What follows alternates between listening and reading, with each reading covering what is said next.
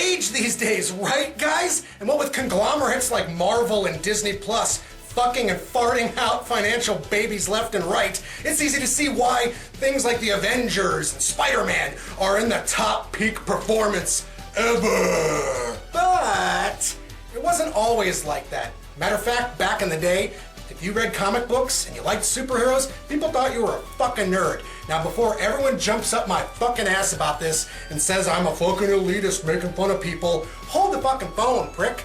I myself am a nerd. I used to peruse comic book stores all the fucking time back in the day. But with that being said, it is a bit much these days, especially the whole Marvel Universe thing. It seems like movie producers don't give directors and actors room to breathe anymore, and these creative superhero films that were coming out back in the day are kind of being pushed to the wayside for an attempt to make a larger universe, to have a franchise and do sequels and prequels and TV shows and whatever else the fuck they want to do. That's not to say that all superhero movies back in the day were successful. As a matter of fact, there was a lot of bombs on our hands, and we would go to the theaters, we'd watch them, and we'd be like, Jesus, that was fucking bad. Today we're going to be checking out a movie that was panned in the theaters during the mid-90s. It's called The Phantom, starring Billy Zane. This is based off of the old pulpy comic book from back in the day, and they used to do a comic strip of this character in the Sunday Funny Pages. Alright guys, enough fucking around. You know this part. Check out the trailer. Peep that shit when we get back. Y'all motherfuckers are gonna know my opinion on The Phantom. June 7th, stop the evil, beware. Evil, be warned. I killed him years ago. Evil, be ready. Well, guess what? He's back.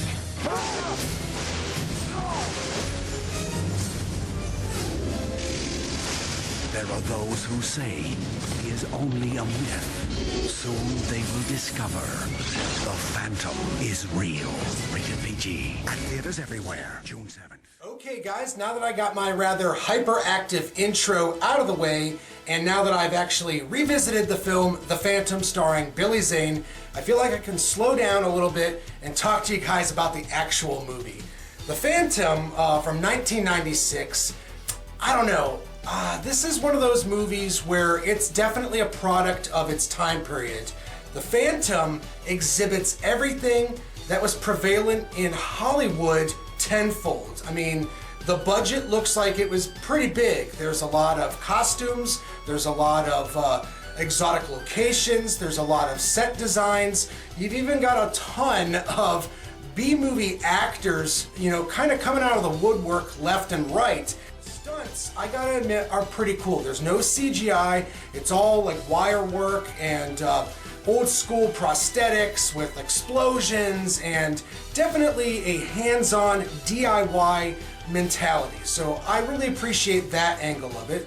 The main villain of the movie is played by Treat Williams, and I gotta admit, Treat Williams is a fucking treat here. He plays the villainous role with such hammy glee, I couldn't help but like the character. He's not very scary, but he's definitely sarcastic and quick-witted, and his dialogue is actually kind of funny. So it was kind of cool to see a villain that wasn't super dark and brooding and whatnot. It definitely had this kind of 1950s pulpy element to it, so I kind of liked that. But that within itself is also a double-edged sword here. I can't see a lot of young kids coming into the movie The Phantom and really getting into it, getting engaged with it. This movie is old-fashioned, even by like 1996 standards. Back in the 90s, for some bizarre reason, Hollywood and Hollywood producers were infatuated with period piece superhero and adventure films. I mean, there's really good ones. We've got like the Indiana Jones movies. We've got Tim Burton's 1989 Batman film, which arguably revamped the whole superhero subgenre in terms of mainstream cinema. The movie itself isn't very long, but for the most part, The Phantom kind of meanders. A lot of it just seems kind of dull, and there's, many scenes, especially towards the beginning of the film, where you're just sitting there going, okay, what's going on? When are we going to get to the action?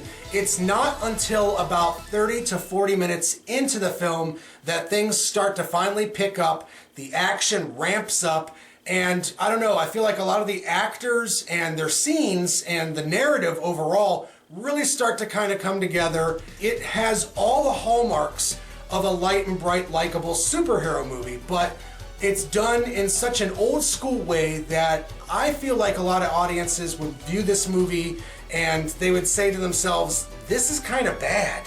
The cardinal sin of The Phantom is that it doesn't ask any bigger questions. We've got a hero, we've got a villain, we've got an adventure, and the stakes are told to us that they're high, but never once do you feel like anyone is in any real danger.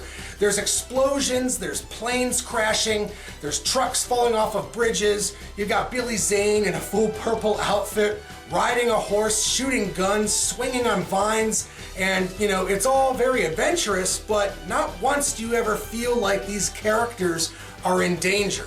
Despite my gripes with this movie, I did kind of enjoy watching it again, mainly because it was cool to see all the different actors. I mean, Catherine Zeta-Jones in this movie is fucking hot. She's young as hell, and she looks great. I thought Treat Williams was a good villain, even though he wasn't really all that scary.